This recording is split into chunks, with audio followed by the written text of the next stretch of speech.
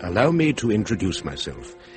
My name is John Watson, friend and contemporary of Sherlock Holmes, about whom I have written certain accounts that have, I am flattered to say, been well received in many quarters.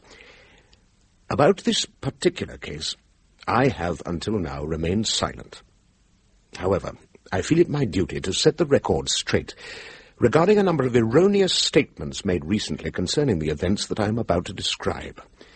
I refer in particular to a spurious monograph authored by an Irishman by the name of Bram Stoker and entitled Dracula.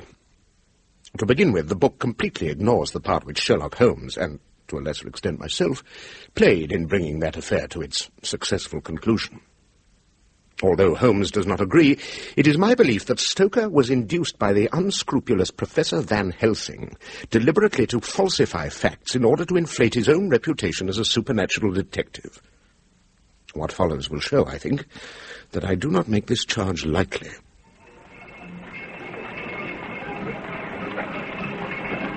I need hardly consult my notebook for 1890 to recall that it was in August of that year that my friend Sherlock Holmes, with some slight assistance from myself, set out to unravel the most terrible and bone-chilling mystery which it has been my privilege to relate. The heat wave, which at the beginning of August had emptied London of all those fortunate souls who could afford to leave for the cooler temperatures of the country, had just broken. I had sought to make use of the break by taking the air, and thus giving my long-suffering wife a chance to forgive the unreasonable misanthrope with whom she had been living for the past few days. It was late morning when I chanced to drop in upon my friend in his bohemian lodgings, and I found him hard at work transcribing information into one of those commonplace books upon which so many criminals would dearly love to lay their hands. I settled myself in a chair and waited for Holmes to finish. After a few minutes' silence, he looked across at me. You are right, Watson.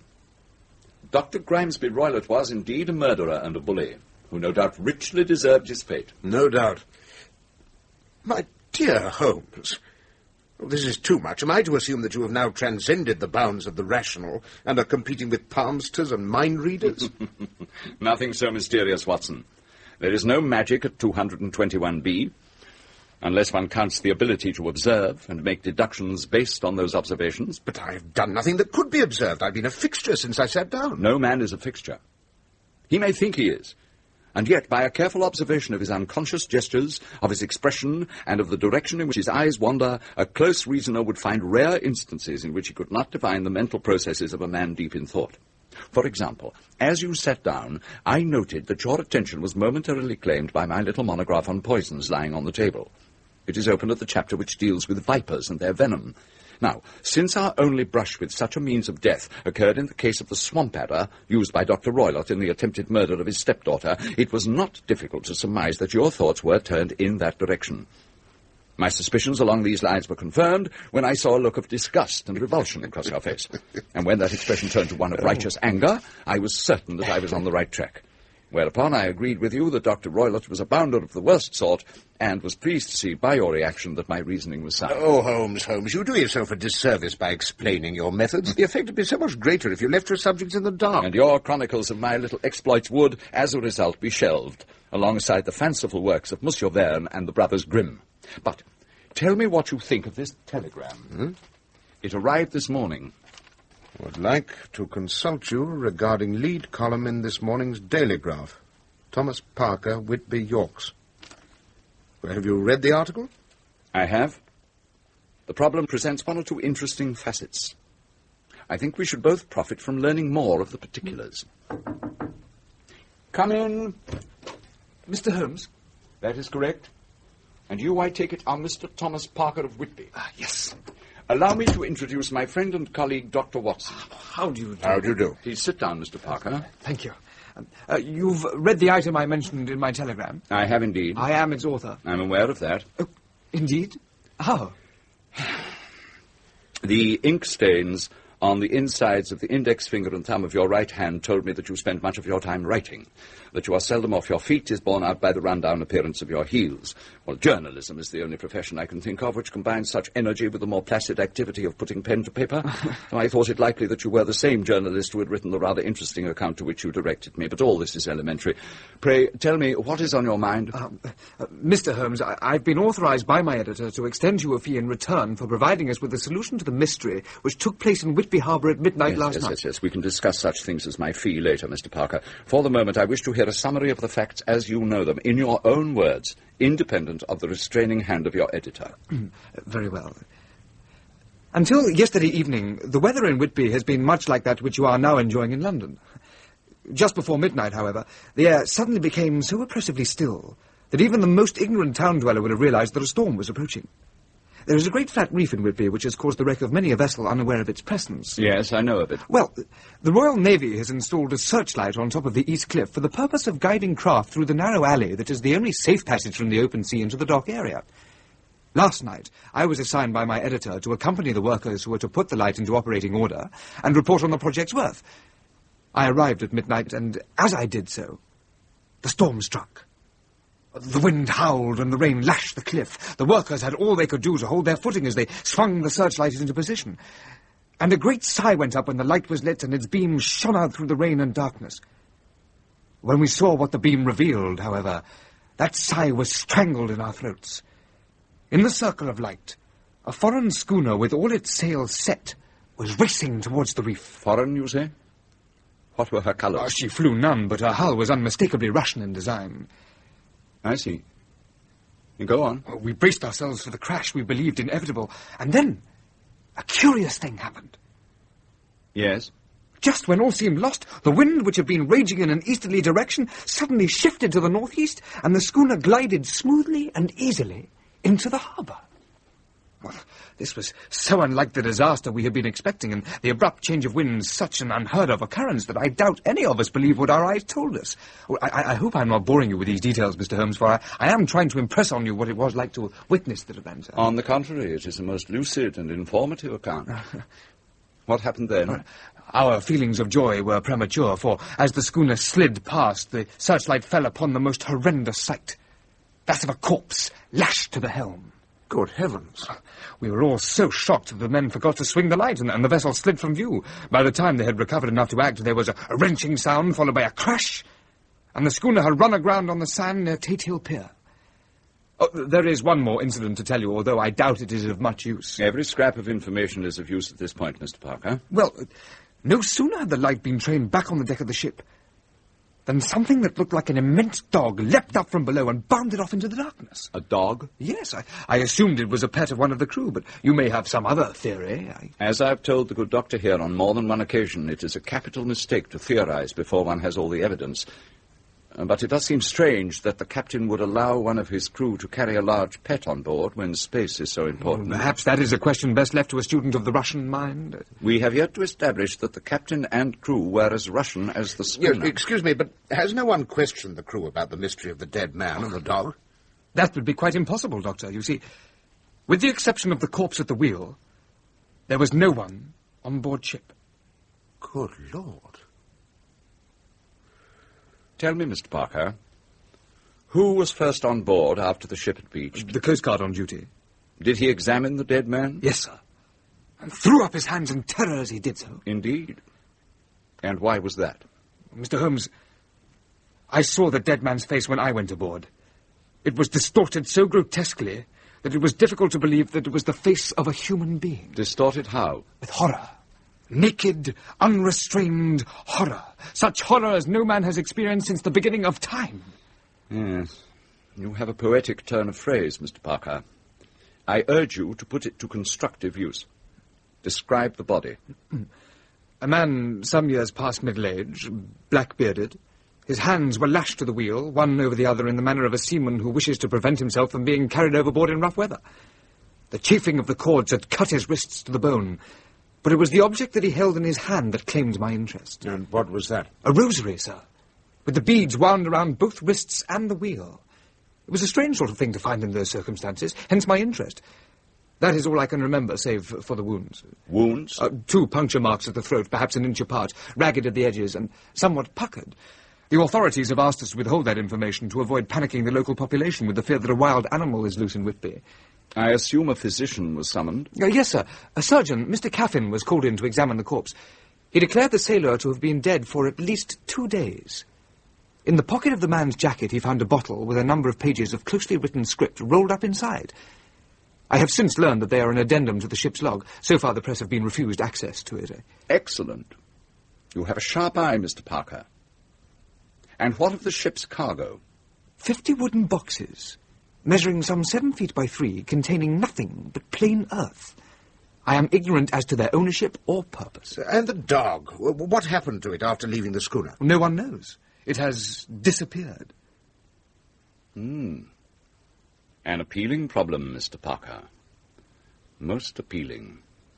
Does that mean you will accept the assignment, Mr. Holmes? I shall be delighted. You may inform your editor that Mr. Sherlock Holmes will look into the problem and that he will notify the Daily Graph as soon as he has reached a solution. Thank you, sir. I'm most grateful. Well, Watson, what do you make of it all? It seems a somewhat dark and sinister business. I agree wholeheartedly. There was something aboard that ship, something that no man could look upon without risking the loss of his life or reason, and it is up to us to uncover it. What about the dog? And the strange wounds on the dead man's throat? Those, my dear Watson, are the mysteries which you and I are going to clear up when we reach Whitby. Unless, of course, your practice cannot spare you for a few days. Yes, indeed it can. I will see to it that all my patients are referred to my neighbour and inform my wife that she will not see me for a while. Then make haste, Watson, make haste.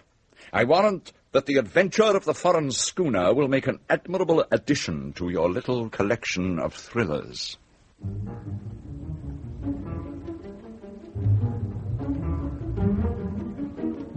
Within the hour, we were in a first-class coach and rattling over the rails on the way to Whitby. Holmes would have none of my attempts to draw him into conversation about the case, so much of the journey was spent in silence.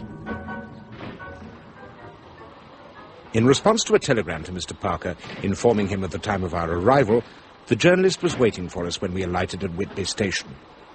With him was an elderly gentleman with white flowing hair, whom, much to my surprise, Holmes greeted warmly. Good day, Mr. Caffin. I'm pleased to make your acquaintance. Oh, you have noticed the bulge of the stethoscope in my pocket, Mr. Holmes. For a moment I thought that you had done something remarkable. Indeed. Mr. Caffin has expressed an interest in this affair, Mr. Holmes. I thought that perhaps his findings on the death of the seaman might prove useful. Any information he can supply would be most helpful. It is an extremely puzzling case. How so? I can see no reason for it, and yet I would stake my reputation on the fact that the man died of a severe loss of blood. And the puzzle? Well, with the exception of 2 tiny punctures in his throat, which were far too small to be the reason for the loss, there were no wounds to be found on the body. I see. And another feature worries me. There was not a drop of blood to be found anywhere on the ship. You have my apologies, Mr. Parker. Until now, I have been referring to your mystery as a little one. I shall not do so again. Have you any new developments to report? Only that early this morning, a dog belonging to a local coal merchant was found dead near Tate Hill Pier with its belly slashed open by a savage claw. I can only think that this discovery must have been a victim of our missing canine. Interesting. Most interesting. But you must be tired after your journey. I have booked rooms for you at the hotel. After you have rested, I would be honoured to take you to the schooner. I think I speak for Dr. Watson as well as for myself when I say we should be most eager to look into your mystery before we rest, Mr. Parker. Yes, indeed. I was hoping you'd say that. I have a four-wheeler waiting to take us to the pier. Have you discovered the name of the schooner yet? Oh, yes, sir. It's called the Demeter.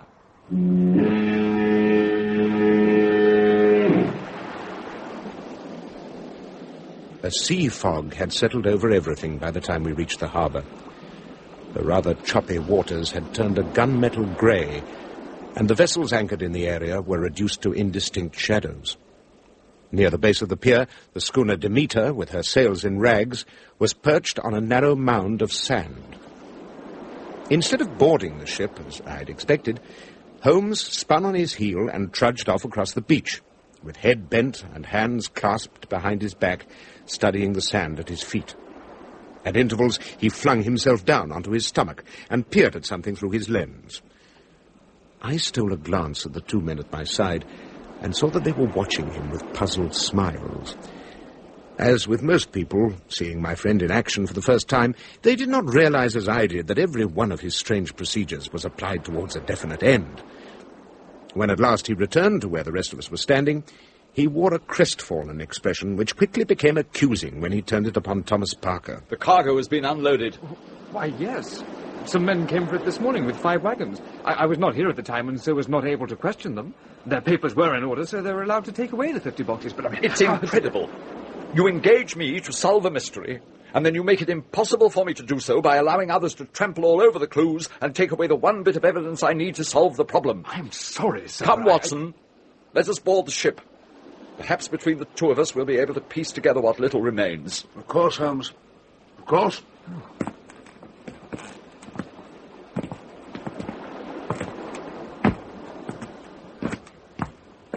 Now stay here while I inspect the deck.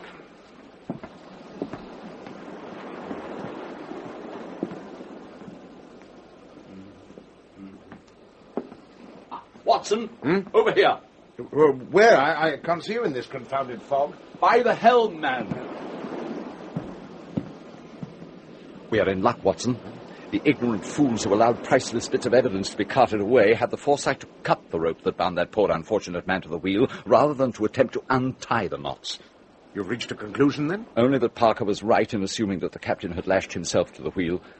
There are indentations in the rope ends that could only have been made by the man's teeth as he pulled the knots tight. But at least we know that for certain now. And your examination of the deck? Yielded nothing. The teak is too clean to show footprints. The rail is a different matter, however. Ah, what have you found? Blood, Watson. Blood. Our friend the doctor was in error in stating that there was none of it to be found on board the ship. I have discovered 3 places where drops of it spattered onto the rails when the bodies of the crew were cast overboard. You are certain they were murdered, then? Oh, my dear fellow, I was never in doubt of the fact.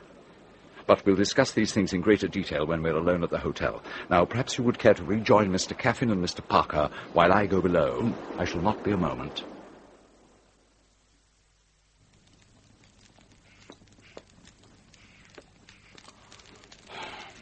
You see, Watson, it was imperative to the murderer that every last one of those aboard be killed. For he could not afford to take the chance of one of them telling what had occurred during the voyage. But who is he, and why did he kill them? I'm afraid I must disappoint you. I have as yet no answer for your first question, and although I have a theory regarding the second, it is too tenuous for me to air it at the moment. But I will say this. Our murderer is a man of tremendous strength. It's no easy task to fling the limp body of a full-grown man over a rail 3 feet high. Well, surely it's no feat to drag No one was dragged. My dear Holmes. There were no heel marks on the deck, and the blood on the rail was not smeared. No, Watson. The murderer was capable of lifting at least as much as 14 stone high over his head and hurling it over the side. Good Lord. If what you say is true, then we are dealing with a brute. Precisely. Come in. Mr. Holmes, Oh, Parker, my dear fellow. What has happened? You look quite done in. Watson, a glass of wine for the man. Yes, of course. No, that's quite all right. It's merely that I am of an excitable temperament, and recent events have proved rather much for me. I will be my normal self again in a moment. Well, sit down, sit down. How may we be of service to you? I fear you will not be pleased by my answer. I am here to ask you to abandon your investigations. Indeed. I was not aware that my methods were so unsatisfactory. Oh, it's not that, sir. The mystery has been cleared up. May I ask how? This is a translation from the log of the Demeter. All the answers seem to be contained in it. I should prefer to hear your interpretation of its contents, Mr. Parker. It seems obvious enough. The Demeter sailed from Varna on July the 6th.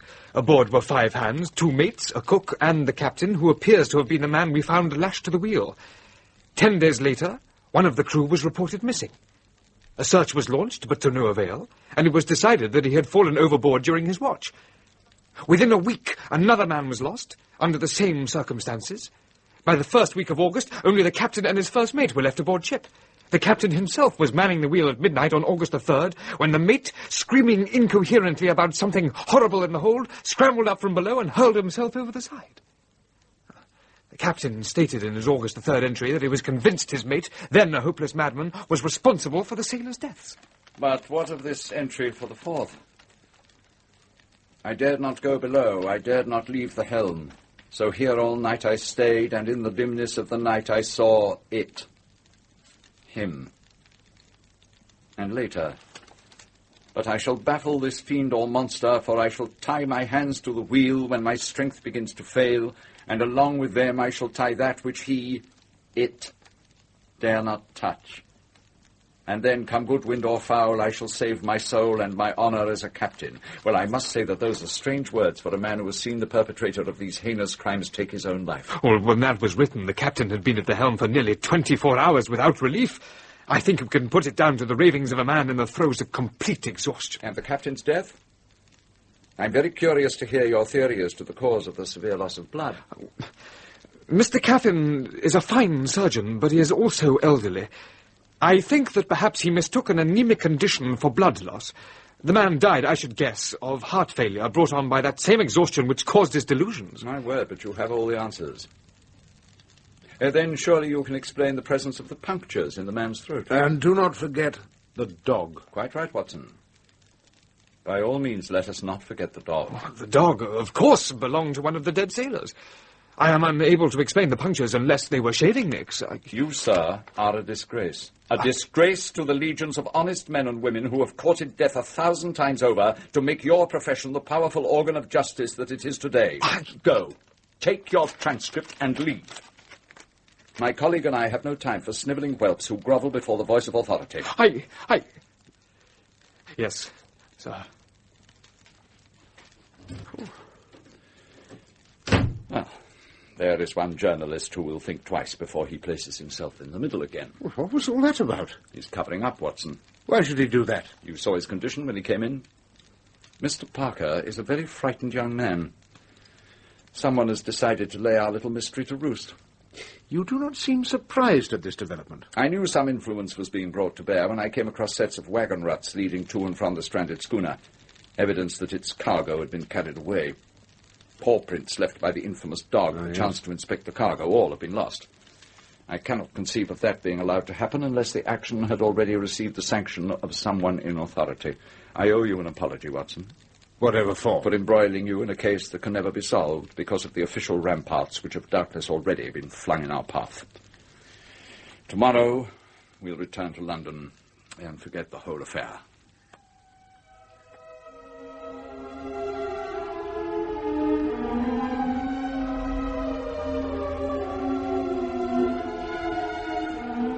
I saw nothing of Holmes throughout the next few weeks, although I read of him a great deal.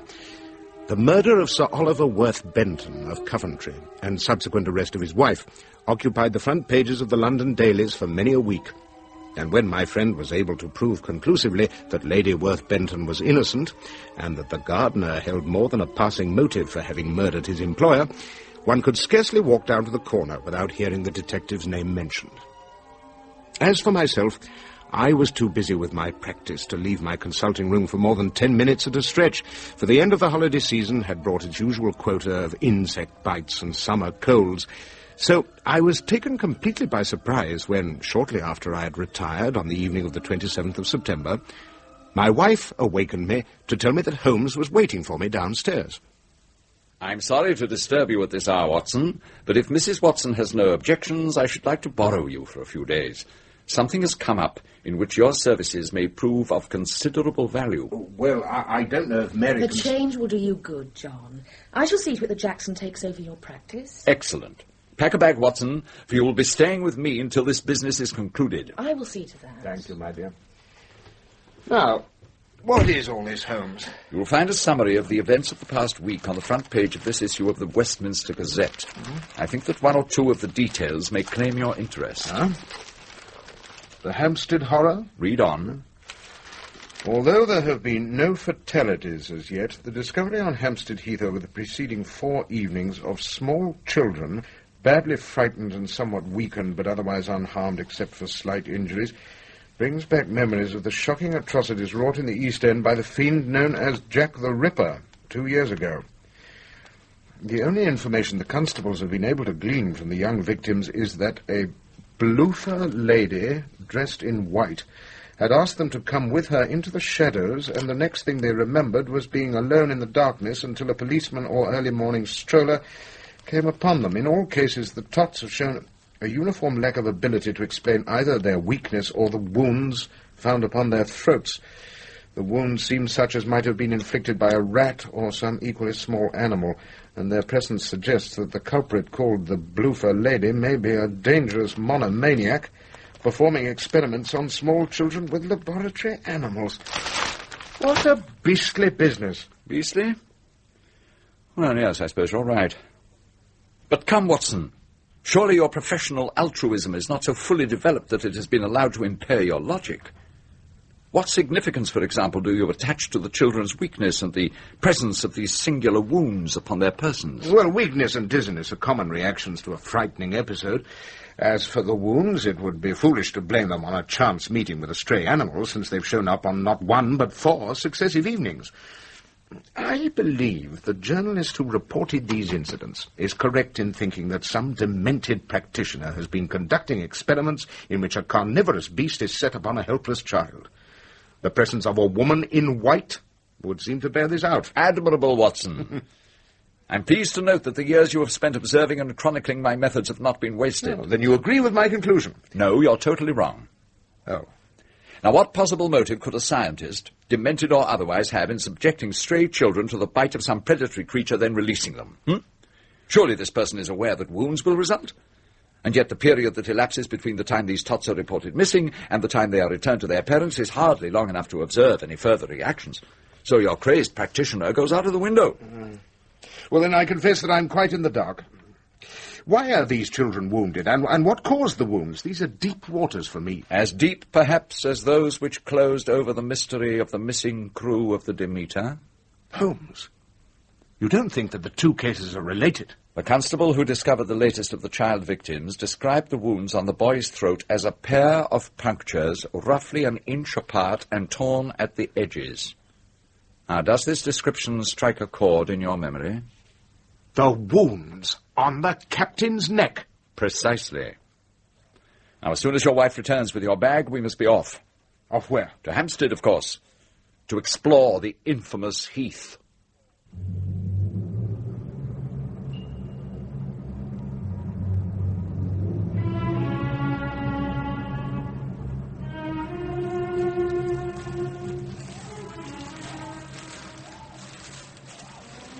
No doubt, Watson, you are wondering what we are doing here in the middle of nowhere. Where are we going, Holmes? I'm more confused than ever. Patience, my dear fellow. I promise that before this night is over, you shall have all the answers you seek.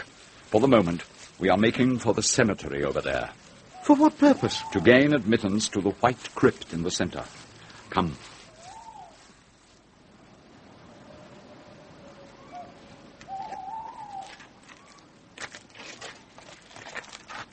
Here is where your lantern will prove useful, Watson.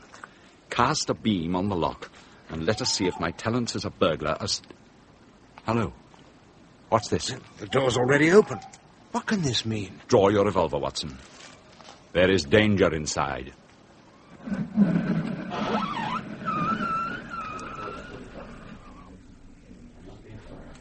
Shh. Who are those people, Holmes? And why are they gathered around that open coffin? I believe I know. My God! The body inside. It's the woman in white. No! I must sleep, no! That man in the middle, he has a wooden stake in his hand. He's... Good God! No!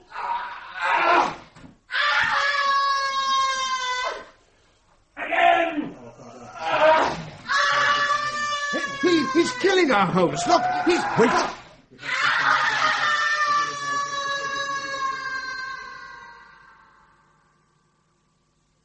It is done.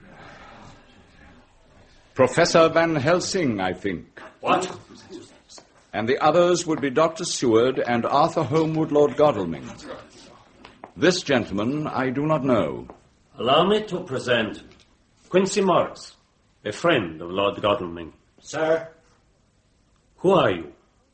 How is it you know my friends' names? My name is Sherlock Holmes, and this is my associate, Dr. John Watson. How do you do? As to the rest, I shall be delighted to exchange information with you in a more convivial setting. I accept your offer, Mynheer Holmes. I have a room at the Berkeley. There you will tell me your tale, and I tell you ours. It is a tale not for the squeamish. It is a tale of Count Dracula.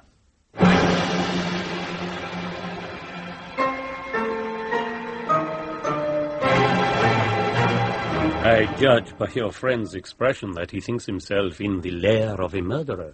Absolutely. He has not been told? He has not been told for the simple reason that I myself did not know until recently. What exactly do you know, Mynheer Holmes? I know that the woman whose existence you ended so abruptly tonight was a vampire. I know that in life her name was Lucy Westenra, and that she was engaged to be married to young Lord Godalming. I know also that the man who condemned her to her undead state arrived in England aboard the Russian schooner Demeter, which docked under the most mysterious circumstances in Whitby on August the 8th. I'm counting on you, Professor Van Helsing, to fill in the details. Your reputation is well deserved. It would interest me to know in what manner you came to your conclusions. There will be time for that later. For now, I think it is in your own best interest to tell us your story. Well, my name, as you have already divined, is Abraham Van Helsing. I have been physician and lecturer at the University of Amsterdam for many years. There it was that I first met Dr. John Seward, and it was through him that I became involved in the case of Miss Lucy Westenra. This lady had fallen ill early in August, and in spite of recurrent episodes of seeming recovery, continued to fail until her very life was in danger.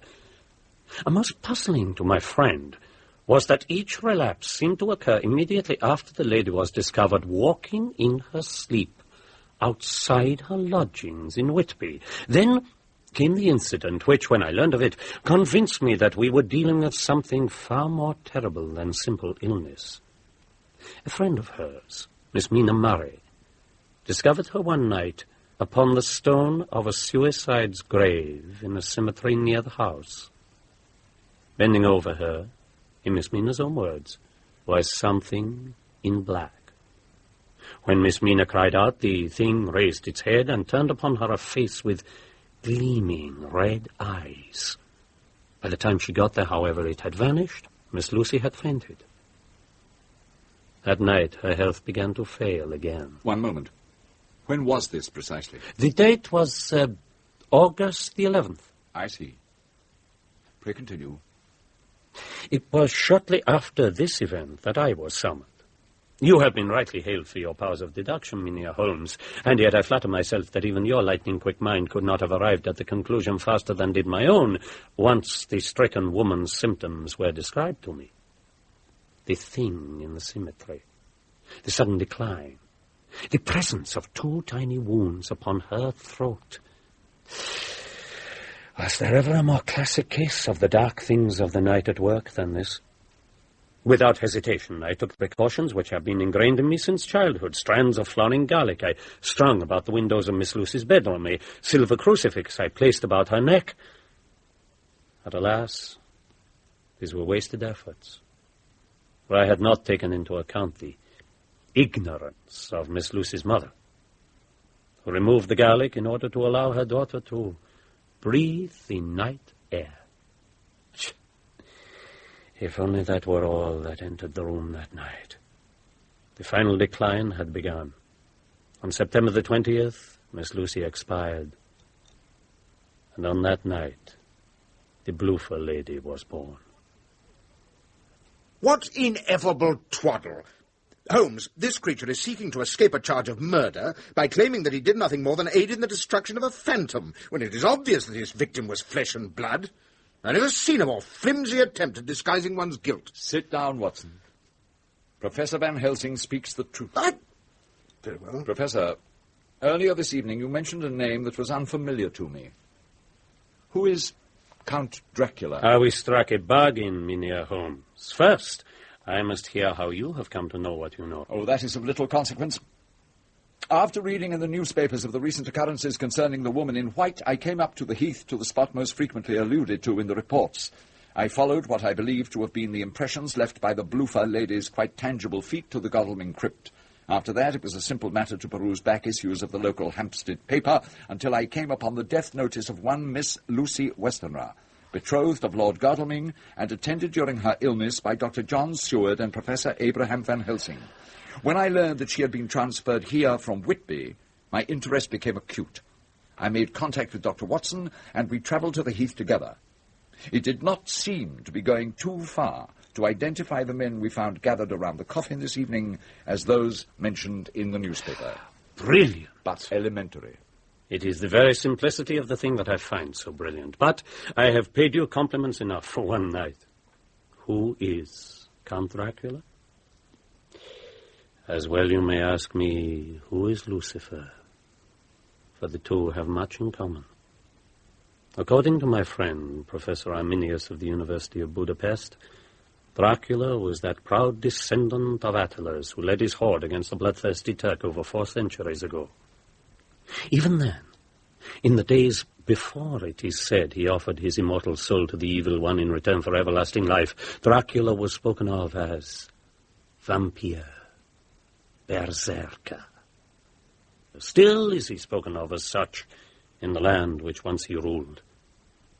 Jonathan Harker, in May of this year, journeyed to Castle Dracula in distant Transylvania to aid the Count in purchasing a suitable estate near London. Where is this estate? It is called Carfax. It stands upon a by-road at Purfleet. Mynheer Harker's stay in Transylvania was a circus of horrors, from which he was able to escape only through terrible risk of his life. What took place after this estate was acquired by Dracula, I have been able to piece together from newspapers, from my own experience. The appearance in Whitby of a Russian schooner piloted by a dead man last month, carrying a cargo of 50 boxes of earth, tells me that Dracula has docked in England. He it was who condemned our poor Miss Lucy to her undead state, from which we were able to free her only this evening. As her avengers, our next step is to seek him out in his present lair and destroy him before he can contaminate another soul. Oh, really? I see, Doctor, that you are skeptical. I most certainly am. Well, I once laughed, as you do, at the idea of vampires, of corpses that prey upon the blood of the living. I laugh no more. For I have seen the evidence of their unholy existence. Now I know their strengths and weaknesses as well as I know my own. By day they are powerless, then they rest in coffins upon or beneath the soil of their homeland. Until now, we who have studied Nosferatu, the undead, believed that this of necessity bound the vampire to his native shores. But by taking with him an ample supply of earth from Transylvania, Dracula is free to haunt the 4 corners of the globe with impunity, so long as he may remain undetected. We know of his appetite. The deaths of 9 seamen during the month-long voyage from Vanna to Whitby told us this. We know from the appearance of what observers called an immense dog on board the beach ship that Dracula can change his shape at will. He can, at least in his immediate vicinity, command the elements. Witness the sudden gale which struck Whitby on the night of the Demeter's arrival. Miss Lucy's rebirth as the Bloofer lady is evidence enough that his victims become themselves vampires. As if all these things are not enough, he has the strength in him of 24 men, for who but a brute could have succeeded in hurling overboard the limp corpses of his victims at sea. So now you see, gentlemen, the magnitude of the task we have set for ourselves.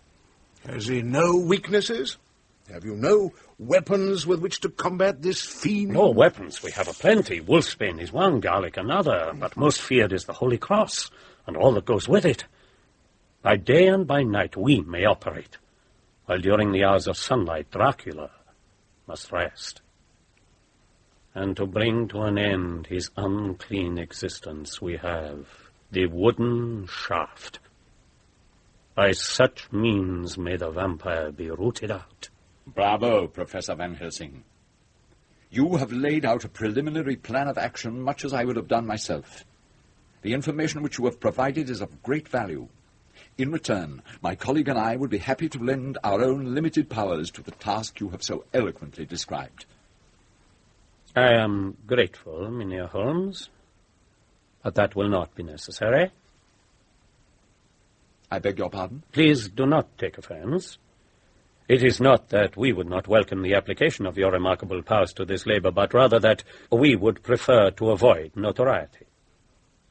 Even in my country, we are familiar with the good doctor's accounts of your more interesting cases, and we are anxious not to have publicity that may panic all of Britain. I assure you, sir, that Dr. Watson and I will be most discreet. I am sorry. Now, I must ask you to leave so that I may confer with my companions. Why, if you do not desire our assistance, have you told us so much about Dracula? Why didn't you simply refuse to take us into your confidence? I suppose I had. Would you have abandoned your investigation? Certainly not. There, you see? You are committing a grave error, Professor Van Helsing. I urge you to reconsider. The matter is closed.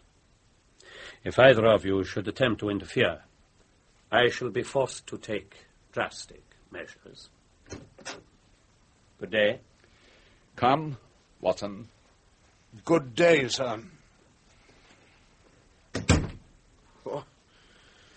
Well, I suppose that's that. On the contrary, that is definitely not what it is. Whatever you mean. How can we go any further in this business without Van Helsing's aid? You are no longer sceptical? Oh, I'm always sceptical. But I admit I'm not so sure of my ground as I was. Good. Then you will journey with me tomorrow night to Purfleet, where we will pay a call upon the vampire in his lair.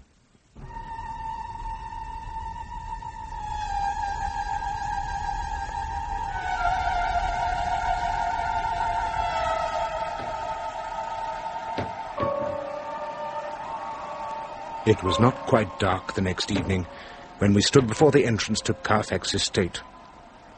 Even though Van Helsing had not included bullets among the weapons he considered effective against our singular foe, Holmes had insisted we each carry a revolver. I felt as if I were being watched. The feeling increased as we drew near the building, until by the time we were standing before the iron-banded door, I was obsessed with the certainty that our every move was under the scrutiny of unseen eyes. Holmes succeeded in unlocking the door with the second key he tried, and with an effort, for the door was thick and heavy, we pushed it open. That's done it, I'm afraid. Step carefully, Watson. He knows we are here now.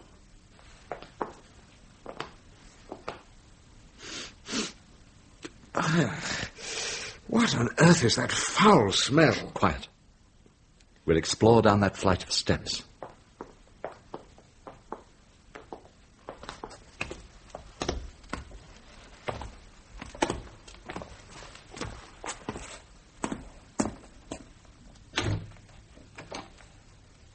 As I thought, the chapel.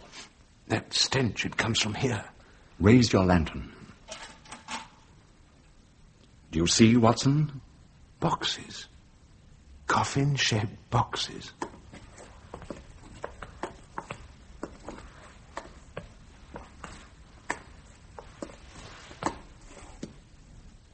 And look, filled with earth. Does that Wait. mean...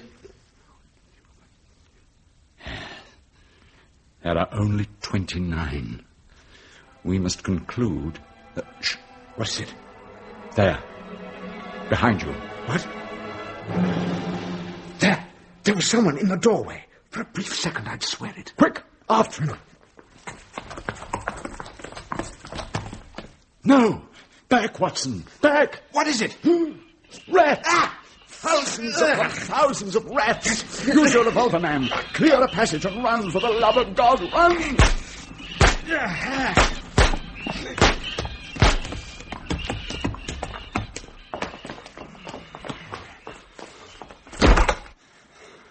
Come, Watson. Let's get away from this place as quickly as we can. Ghastly beasts. Ghastly indeed. And for a purpose. That little demonstration was designed to frighten us off, with great success. Even so, We've won a victory. In what way? We've done nothing. On the contrary, we have determined that the Count has other hiding places. Otherwise, we would have found all 50 boxes of earth in the chapel. And how does that help us? Quick, into the bushes.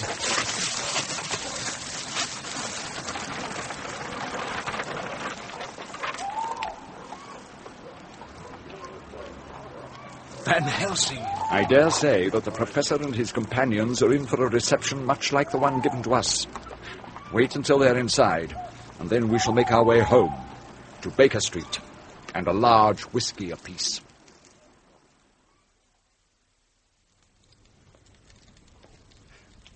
You see, Watson, it is now that the true detective work begins. We know that Dracula has other lairs, and it's up to us to find them. Once we have accomplished this, it should be a simple matter to dispose of his precious Transylvanian soil, thus narrowing his opportunities of exploiting this country of ours. And if we should find the fiend himself? Then we must destroy him before he can spread his vampire pestilence throughout the empire. We have no other choice. That's odd. I heard no footsteps on the stairs. Come in. Good God. Mr. Sherlock Holmes. Welcome, Count Dracula. He was dressed entirely in black, his only concession to colour being the silver crook of a massive black cane he carried in one talon-like hand. His face was elongated and high-browed, tilted upwards in the manner of a member of a long and noble line, and pale almost to the point of translucence. His eyes glowed like smouldering embers beneath a pair of brows so wild and bushy that they almost met above the arch of his nose. The unruly shock of hair that topped his high-domed head was jet black, with a single streak of steely grey shooting up from the centre of the ragged widower's peak. But it was his teeth, the dagger-sharp canine teeth peering out between bright red lips that held my attention. They were the fangs of a predator. Yes, I am Dracula. But how... That mirror on the wall. It reflects only an open door. Mirrors. I detest mirrors. But you are indeed observant, and I am honored to make your acquaintance, sir. Even in the country of my birth, we have been fortunate enough to read of your marvelous exploits against the English criminal. No, you flatter me, Count. Your reputation precedes you as well. Perhaps you would care to join my colleague and myself in some whiskey. Watson, a glass? Thank you. I do not drink alcoholic beverages. The hours of the night are few, and I have much to do before morning. I will state my business, and then you will be rid of me. Would that were true, Count Dracula.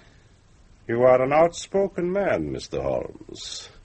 In my country, that is a dangerous trait. I advise you to guard your tongue in my presence. My dear Count, we are both too old to waste time upon these pleasantries. How may I be of service to you? Earlier this evening, you paid a visit to my home. I would like to know why. Oh, I think we both know the answer to that question. So we do. When I learned that it was you who had invaded my Purfleet residence, I realized that my activities in England had attracted your professional interest, an interest which I can hardly afford at this stage in my operations. I am here to ask you to abandon your investigations before they do real harm. If that is your purpose, then I'm afraid that you have come here for nothing. I am a wealthy man, Mr. Holmes. I promise you that you will not regret having granted me this one favor. I urge you to consider what I ask. You think that you have faced all the terrors that the world has to offer, Mr. Holmes, but you have barely scratched the surface. Jonathan Harker was driven mad by but a few of the myriad forces at our mine to command. He was fortunate. Even as we stand here, those forces are gathering, responding to my unspoken instructions, with but one purpose in mind, to destroy all obstacles which stand in my path. From icy graves they arise, from gallows and tombs, for all that die are my agents. They are the army of the dead, How may one mortal expect to triumph over such an enemy? Your tales are wasted on me, Count Dracula. I am no more frightened by them than I was by your rats. The rats were a warning. I assure you that when I decide to act in earnest, you will not escape. I've heard enough. You may show our visit to the door, Watson. That will not be necessary. There are far worse things than death, Mr. Holmes. Persist, and I promise that you will find out what I mean. Ooh. Do you notice the cold, Watson? I thought the same thing the moment we entered Carfax. It is the miasma that surrounds Count Dracula. There. It grows warmer now that he has left.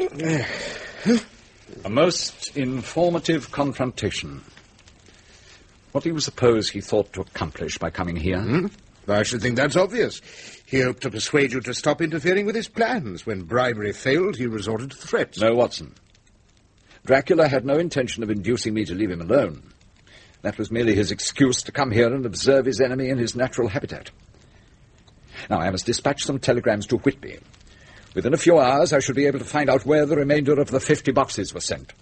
Where they are, Dracula cannot be far away.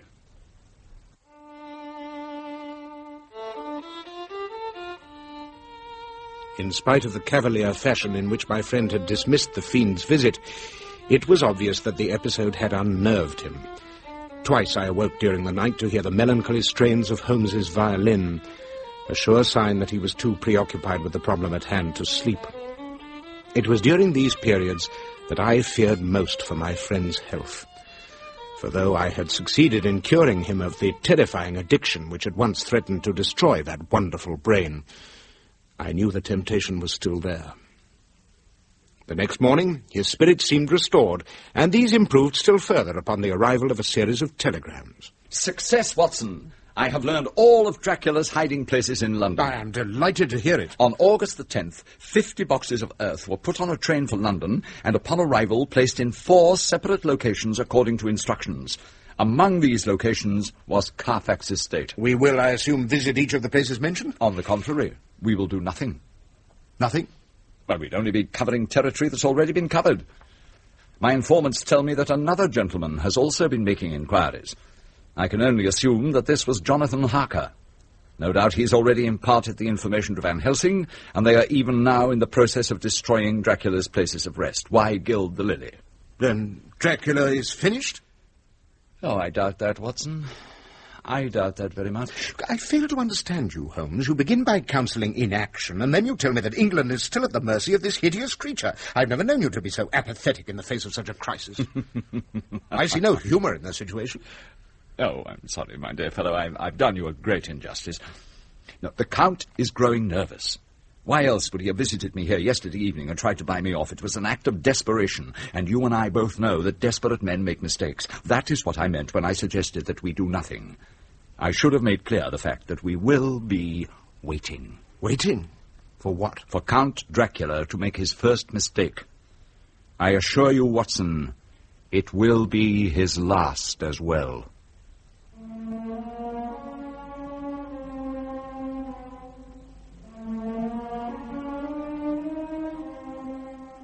I have never known my friend Sherlock Holmes to be more reclusive and difficult to talk to than he was during the opening days of October 1890.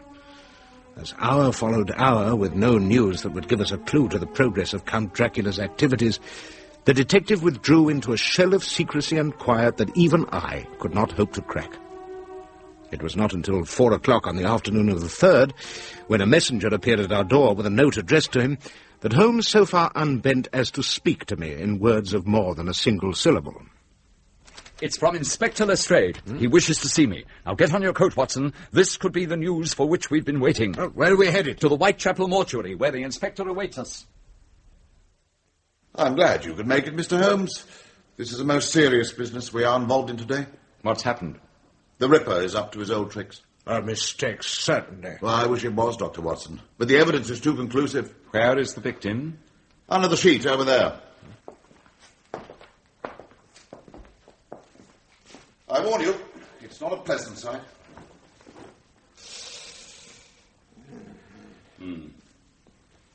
Replace the sheet.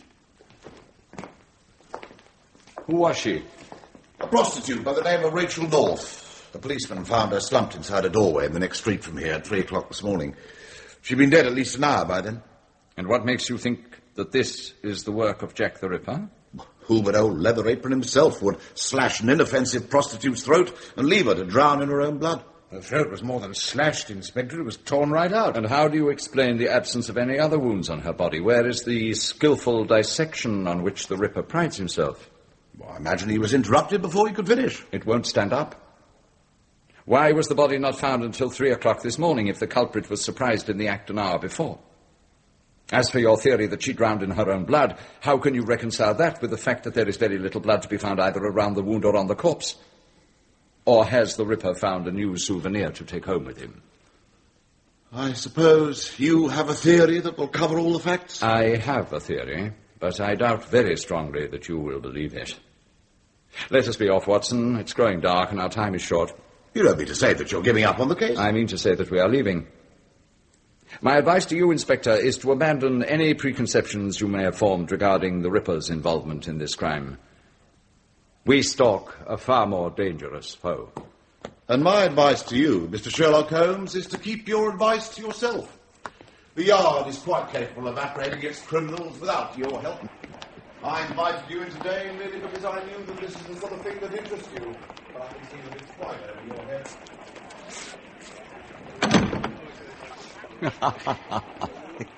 Lestrade never ceases to astound me. Each time I see him, he's grown more stubborn and unimaginative than he was the time before. Do you think it was Dracula who mutilated that poor woman? Who else? It was unlike him, however, to have made such an untidy job of it. I can only think that he's desperate and in a hurry. Otherwise, he'd have taken pains to see that the body was never found. I think, Watson, that Dracula is preparing to leave. Leave? For where? I cannot say. Transylvania, perhaps. It would seem a wise choice under the circumstances. And yet it is not like the Count to give up so easily. He may alter his plans, but it's doubtful that he would reverse them simply because they're known to his enemies. No, Watson, I fear that whatever Dracula's next step may be, it will not be surrender. Well, as long as we're on the subject of the next step, what form will our own take? Tell me, Doctor, why do you suppose our quarry chose Whitechapel as a place to strike, when he had all of London from which to choose? Perhaps because here the prey is easiest? Perhaps, but does the lion ever hunt for food beyond the immediate vicinity of his home? No, never. Do you think that... Considering Dracula's preference for long-abandoned buildings, we should have little difficulty in locating a suitable place within a half-mile radius. There is a building nearby which once sheltered a slaughterhouse, but which has been empty for some time. That would indeed make a suitable hiding place for such a murderer. Come, Watson. It's getting dark. There's no time to waste. Look, Watson. The entrance to the slaughterhouse. It's open. He's here, I'm certain. And quietly now. Right.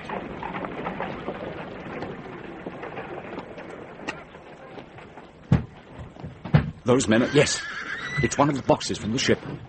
They're loading it onto that wagon. The Count is preparing for his departure. Any sign of him? No. He... Wait. It's all ready. Yes, sir. Good. Who's that over there?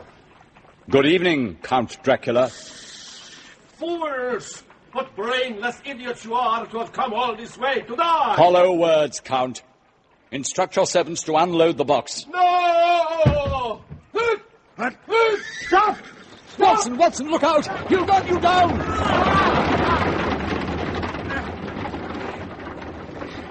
Watson, Watson, are you all right? He's escaped, Holmes. Oh, I would rather have him escape 100 times than have you harmed once, dear friend. But cease worrying. We'll find him soon enough. Indeed, and how do you propose to do that? Do you recall the affair of Jonathan Small and his diminutive partner and how we tracked them through London's busy streets? Toby! A dog with a nose for criminals. He should have little trouble following the path of so clumsy a mode of transportation as a wagon. Yet, I seem to recall that Small's accomplice had stepped in some creosote, which allowed the dog to sniff the two of them out. How do you expect Toby to differentiate between the tracks left by the wagon and those of the thousands of other vehicles which pass along the street? Oh, come now, Watson. Have you forgotten where we are? Yeah, a slaughterhouse, but... Are you telling me that any self-respecting dog would find it difficult to track down a wagon whose wheels have rolled over ground rich in blood and entrails? Holmes, you're a genius. Do you feel up to collecting Toby from his owner and bringing him here? Ready and willing, Holmes.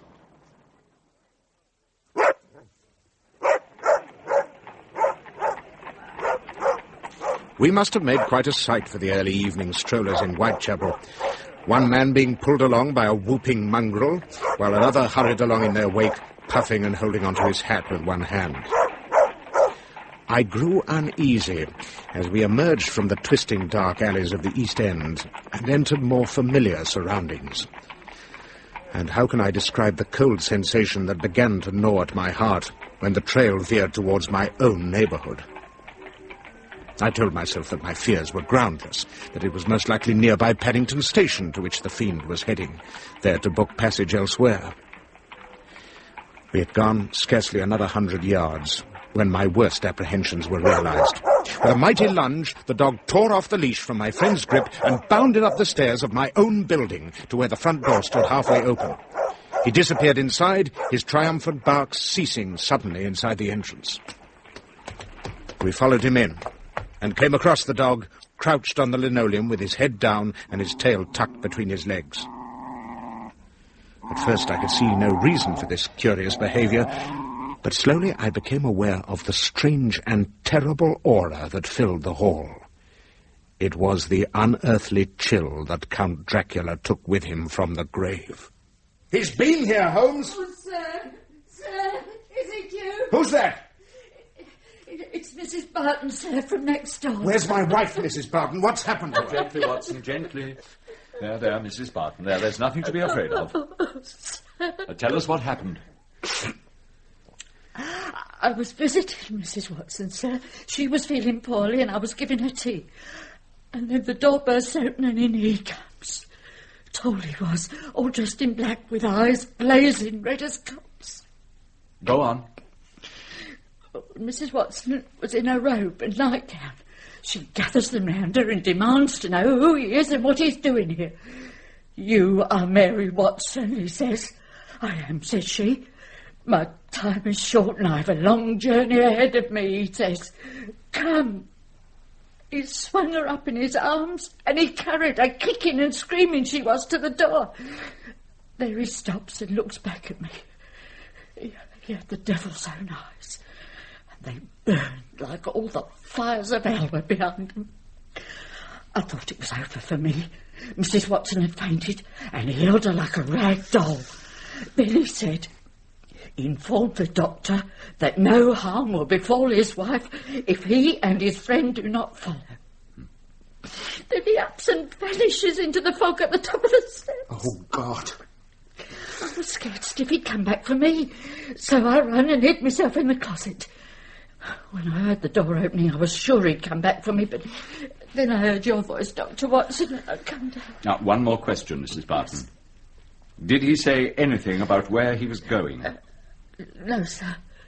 But after he left, I thought I heard the wheels of a wagon or a four-wheeler going off in the direction of King's Cross. I see. Thank you, Mrs. Barton. You have been most helpful. Now, you'd better go home now. You will be quite safe. Thank you, sir. He has her. The fiend has my wife. It is my belief that the Count is a man of his word. I have little doubt he will release Mrs. Watson unharmed if we do not follow. And then what? Whose wife will be his next victim? We cannot afford to let this vile thing remain on the face of the earth, Holmes, no matter what the cost. Even at the risk of your wife's soul? Even so. Good fellow. How can I help but take you for granted when your character is so consistently strong? We will return Toby to his owner and then be off to King's Cross Station. This tale will have a happy ending yet. The third clerk we talked to at King's Cross remembered having sold a ticket to Whitby to a tall, dark man, but expressed no recollection of a woman answering to Mary's description in his company. He did recall, however, that the passenger had an oblong box with him which was loaded into the guard's van and that it took 3 men to lift it. He told us the next train to Whitby was not until 6 o'clock the following morning. Too late. It's as I thought. He has her shut up in the box. What now? It's 10 o'clock at night. The villain has a head start on us and we have no way of following. On the contrary, Watson. I know of a certain coachman not far from here who can match the fastest train on the isle. With his help, we may be in Whitby in time to apprehend Dracula before he leaves the country. I shall not attempt to describe the harrowing journey we took between London and Whitby, other than to say that it aged me considerably. All that night and throughout the next day we travelled, stopping only 3 times to change horses. But we were hampered by thick fog, and when we finally arrived at midnight on October the 4th, we knew it had all been to no avail. The train had arrived hours before us.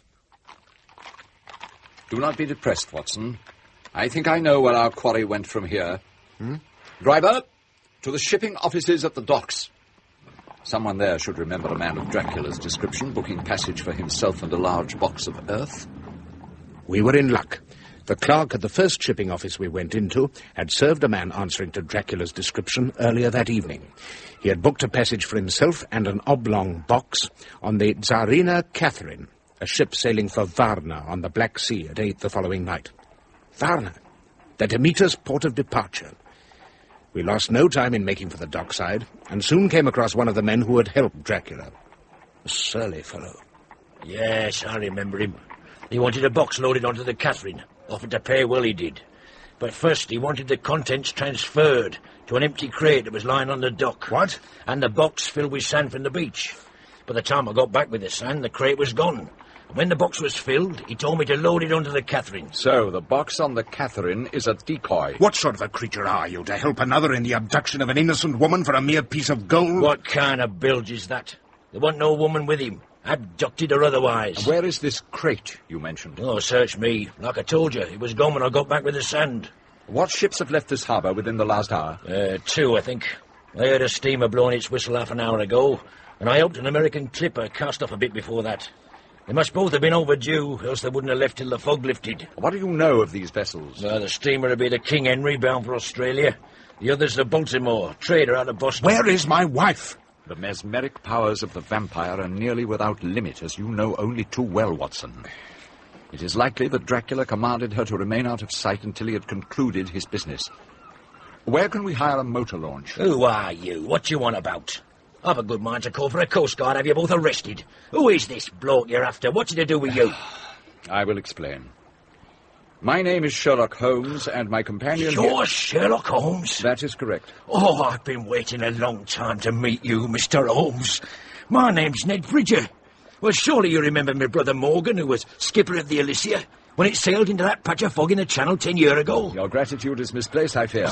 The disappearance of the Alicia is one problem I was never able to solve. But you proved from a brother's record that whatever happened to that ship couldn't have been due to any error on his part, as the authorities said. For that I'll always be indebted to you, Mr. Holmes. You're too kind. At present, however, we are in need of a boat. Well, I know of a steam launch moored near here. The owner would never be the wiser if we borrowed it. Excellent. Now, if you would kindly release your grip upon my hand and lead us to the vessel in question, we can explain the reason for our being here and the villain we are after. Make haste, my dear fellow. The Baltimore has too much of a head start upon us already. Follow me. Why not the King Henry, Holmes? The distance to Australia is too great. Considering Dracula's appetite, he would run out of crew members long before he reached the port.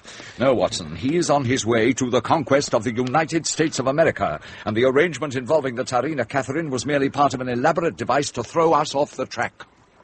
We drew a sketchy account for Ned Bridger of our hunt for Count Dracula, leaving out the incredible fact of his vampire existence and concentrating on his role of murderer and kidnapper. By the end of it, that worthy seaman was willing to do all he could to help us. The diminutive steamer proved to have ample fuel aboard, and Ned Bridger succeeded in getting the engine into operation.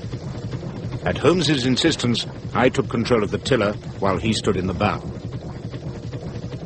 We eased out into the gloom of the harbour. The fog, which had parted sluggishly to allow us entrance, soon closed in about us until we seemed to be floating through eternal night. I was reminded of Van Helsing's claim that the vampire was capable of controlling the weather within his immediate vicinity. If this was so, then we were closer to our quarry than I had dared hope. Starboard a bit on that rudder, Doctor. Starboard it is. If our bird expects to reach the open sea, he's got to miss that reef first. Holmes, there it is, on the port bow. That's the light on their forecastle. Full speed ahead, Bridger. Overtake her. I'll do what I can, but if we fetch up on that reef, it's a watery grave for us all. It's getting away! He spotted us, blast it! The captain and crew must be under his control. More speed, Bridger! Throw on more fuel! Impossible! The boiler's about to go up like a Roman candle as it is. More speed, I say! All right! Meet you in hell!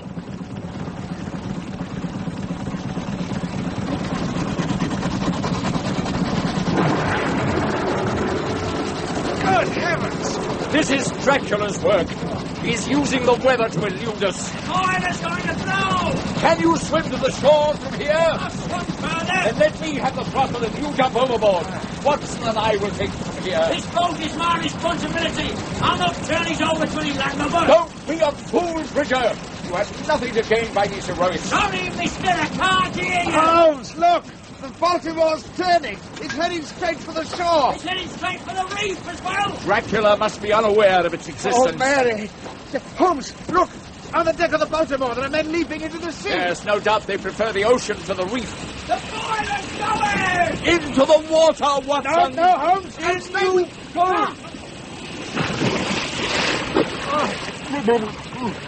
The water was cold as death, but that was hardly my first concern. There was a tremendous explosion, and the harbour was thrown into blazing brightness. Debris of the steam launch splashed down around me. My first thought was of Holmes. Had he, too, succeeded in quitting the craft before the boiler burst? Holmes! Holmes! There was no reply. Just the thunder and pouring rain. This, then, was how it ended. All the deduction, all the hours spent poring over clues and following the trails left by criminals throughout England and the continent, all the telegrams from the powerful and the destitute, requesting aid in solving mysteries of the most baffling nature, all had come to nothing more than an icy grave in a remote English harbour. It was with lead in my heart that I began swimming towards the shore. And then I saw it! The Baltimore, perched not 20 feet away from me. There was a great gaping hole in the bow where it had struck the reef close to the shore, but other than that, the vessel appeared to be unharmed. My relief upon spotting the evidence that my wife may not have perished was tempered by a sobering thought. Where was Dracula? In the next instant, my question was answered, for a jagged streak of lightning illuminated the scene, and I saw the fiend standing on the forecastle, holding the limp form of my beloved Mary. Whether she was alive or dead was something I could not tell at that distance. For a long moment we were motionless, glaring at each other across the score of feet that separated us. Then Dracula turned and disappeared into the captain's cabin. That I had been challenged to follow was a certainty. I felt a chill that had nothing to do with the temperature or my soaked condition. Sherlock Holmes was dead, and I was alone against Count Dracula. I struck out towards the beached vessel in search of the best way to board her without being observed by the vampire, and had waded stealthily into the shadows on the clipper's far side, when suddenly a hand was clapped firmly over my mouth. The slightest sound would prove disastrous to our plans. Holmes! What miracle is this? How is it that you survived that terrible explosion? Surviving that terrible explosion was not as difficult as you might think, for the simple reason that I was not there when it occurred. I jumped. Wonderful. But where's Bridger? Is he with you? No, Watson. He is not. Do you mean? I jumped with Bridger's assurance that he would be right behind me. Whether he was telling the truth or not is a moot point, since the boiler blew just as I hit the water. He did not have time to jump. He was a brave man. And it's up to us to see that he did not die in vain. You saw Dracula a few minutes ago? Yes. He has Mary with him. So I observed. Under the Count's manipulation, she appears to have exchanged the role of hostage for another one as bait. I am dead, or so he thinks. He has so far underestimated your intelligence as to believe he can lure you into a trap. You will, of course, not disappoint him. What do you mean? I will give you 5 minutes. Enter the hold through the aperture in the bow. Dracula will not be expecting that. It's too obvious. Wait until you hear 2 gunshots outside. Ascend to the deck and make your way to the captain's cabin, where you will find your wife waiting for you. When you have her, shout it out for all the world to hear. Then make for the shore as fast as possible. I don't have to remind you that Mrs. Watson's life, as well as your own, depends upon the speed you will be making. And what will you be doing all this time? I am going to create a diversion. Charted yourself a dangerous course. 1 hour at sea, and already your speech is becoming nautical. But speed is vital, Watson. We've wasted one of your allotted 5 minutes already. I climbed through the hole in the clipper's bow and picked my way down the tilted deck towards the wooden ladder that led into the open, there to await Holmes's signal. As soon as I heard the shots, I lost no time in clambering up the ladder. My alacrity nearly cost me my life. No sooner had I reached the top deck than I felt a sudden chill. Immediately I dived to the nearest shadow. From between the captain's cabin and the starboard railing, I saw a black-cloaked figure hasten past within touching distance of my hand. I ducked in through the doorway of the cabin as soon as Dracula's back was towards me and peered anxiously through the gloom. There was Mary. She looked very frail indeed. Her blue eyes were wide, not with terror, as I had expected them to be, but with unseeing stupor. I recognized the signs of hypnosis. My first act was to examine her throat for punctures. There were none. Thanking God for delivering her from that horror, I gathered her into my arms and carried her to the deck. Dracula was speaking as I got to the door. So, you live still. Did you think I would go to my grave and leave you here to prey on whom you please? Where is your companion? I have her, Holmes. What? Run, Watson, run! No, I don't... Fire, your pitiable weapon, Sherlock Holmes. See what good it does you. Against a man who commanded armies hundreds of years before you were born. Run, Watson, as you value your life, run! Well, Dr. Watson. Look into my eyes, Dr. Watson. My eyes. You are unable to move, Dr. Watson. Unable to speak. You are mine. Huh? No! Yes! Beware the sun, Count Dracula. It will sap your strength as surely as did the shears of Samson's Delilah. Witness its purifying rays. Soon they will reach the ship, and then your power will cease to be.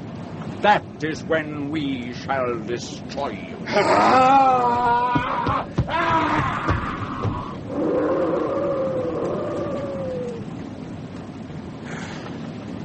Are you all right, Watson?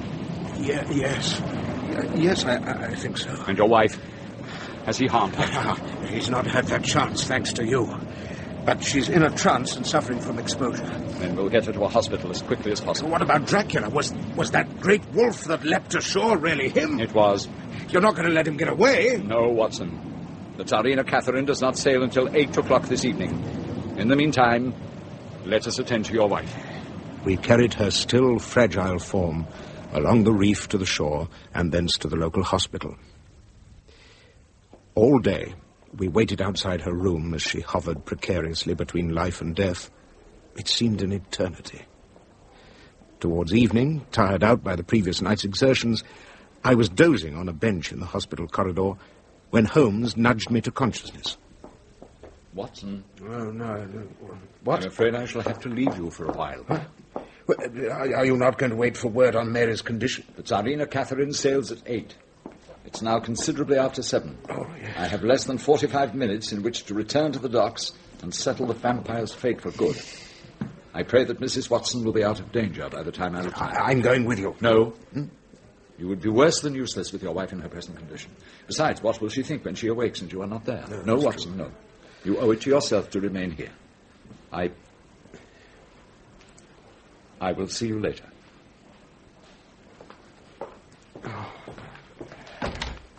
Nurse, how's my wife? She's resting peacefully. She's not out of danger yet, but the worst part of the crisis is over. Oh, thank God. May I see her? Very well, but only for a few minutes. Thank you.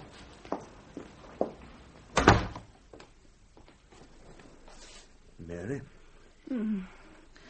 I knew it was you as soon as I heard your footsteps. I'm something of a detective myself, you see. My dear. You look as if you could use a bed yourself, Dr. Watson. Dracula! Do not fear. I have not come to do mischief. Then why are you here? And where is Holmes? Your friend, I suspect, is in the process of discovering that I am not on board the Tsarina Catherine. He will no doubt quickly piece together my movements since leaving, and will soon be on his way here. My time grows short. My business will not take more than a moment. And what is your business? Curiosity, Dr. Watson. Curiosity? I can understand Professor Van Helsing's motives in wishing to destroy me. To Sherlock Holmes, I am a challenge, and I have learned from your accounts of his adventures that he cannot survive without such challenges. It is you, Doctor, whom I cannot comprehend. I am at a loss to explain your purpose in pursuing this dangerous path. I speak not of your wife's abduction, although why you should jeopardize her safety by continuing your pursuit is a problem in itself. But from the beginning, you have shown an ungovernable enthusiasm for this chase. Why? What spell has Sherlock Holmes placed on you that has made you his accomplice in this mad scheme? I have risked everything by coming here, and I must have an answer before I return to my homeland. Sherlock Holmes is my friend. That is your answer? It is the only one I have. I see. I must go. Farewell, Doctor! What?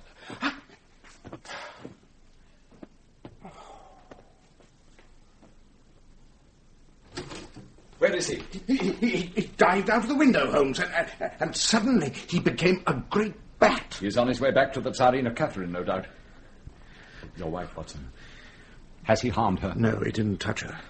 What did he want? He wanted to know why I should wish to aid you in your pursuit of him. Oh. And, did he receive an answer? Yes. Thank you, Watson. Well, what about Dracula? Are we going after him? No. His ship will have sailed by the time we reach the docks. The crew were making final preparations when I left. He will not touch ground again until he reaches Varna. Well, what is stopping us from following him to Varna and resuming our pursuit? I think, Watson, that we shall leave that task for Van Helsing and his friends. Our part in the drama ends here. It is not like you to quit a case before it is finished, Holmes. Oh, but it is finished. We have accomplished what we set out to do. But what if Van Helsing is unable to trace Dracula back to his homeland in a year's time? The fiend may try again. Do not underestimate the Professor. He is a relentless man. He and his companions will follow Dracula night and day, and they will not give up until they have sent the sanguinary Count to the eternal rest that has been waiting for him for over 400 years. Our reward is the knowledge that it is we who put him on the defensive and rescued England from the vampire's clutches. I think that is enough for two middle-aged men. Don't you?